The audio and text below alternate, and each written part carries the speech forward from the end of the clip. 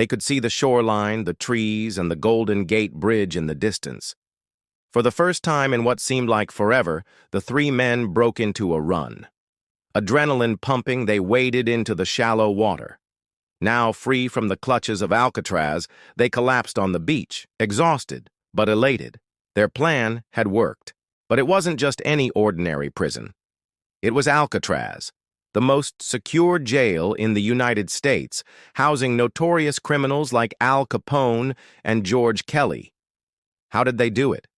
The escape plan was hatched by Frank Morris, a master manipulator and criminal mastermind with an IQ of 133. He shared a cell with two brothers, John and Clarence Anglin. They became friends, and Frank took the brothers under his wing, teaching them how to read and write. And together they devised an audacious plan to break out of Alcatraz. For 2 years, they chipped away at the concrete walls behind their cells using stolen drills and makeshift tools. To cover up their activities, they made holes in the walls behind their beds and smuggled in radios to play music. They also bribed fellow inmates to keep their mouths shut. Each night they crept into the prison yard and dug tunnels hidden behind air vents. To make matters more challenging, the vents had been designed to prevent anyone from crawling through them. But undeterred, the men managed to crawl through the tight spaces using handkerchiefs to protect themselves from cuts. To throw off the guards, they made papier-mâché dummy heads, painted to look like real human heads. They even stole real human hair from the prison barber shop to make the heads look more realistic. Every night they placed these fake heads on their pillows, convincing the guards that they were sleeping. On June 11, 1962, the time had come. While the guards were making their rounds, the three men slipped through the holes in their cells and one by one made their way up the prison roof.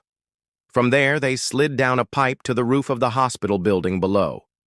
Carefully, they made their way across the hospital roof, staying in the shadows. As they approached the edge of the roof, hearts pounding, they jumped into the dark. They had tied a rope to the hospital water tank and now slid down the rope to the ground below. Moments later, they burst through a fence and ran toward the shoreline. When the guards discovered the escape the following morning, Alcatraz went into lockdown. Prisoners were confined to their cells for weeks, and the FBI launched one of the biggest manhunts in U.S. history. But the three escapees were nowhere to be found. Despite an extensive search, no bodies were recovered, and no trace of the men was ever found. Officially, the FBI claimed the men probably drowned in the rough waters of San Francisco Bay. However, many believe they actually survived. In 1979, the case was officially closed, but not without controversy. Even the FBI had to admit in their report that survival was possible. Years later, family members of the Anglin brothers began receiving mysterious postcards and photographs. One picture showed two men in Brazil who bore a striking resemblance to the Anglin brothers. Could this be them? In 2013, a letter surfaced allegedly written by John Anglin. In the letter, he claimed that all three of them had indeed survived the escape from Alcatraz, but the letter was written almost 60 years after the escape. Why did John wait so long to come forward?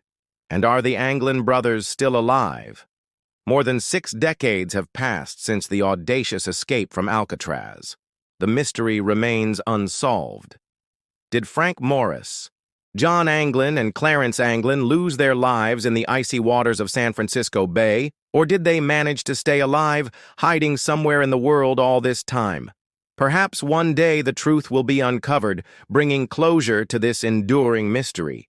But until then, the Alcatraz escape will continue to fascinate and intrigue people around the world. And that's why the Alcatraz escape is considered the greatest prison break in American history. What do you think? Did they die in the waters or did they actually survive? Tell me in the comments. And don't forget to subscribe for more unbelievable mysteries like this one. Thanks for watching.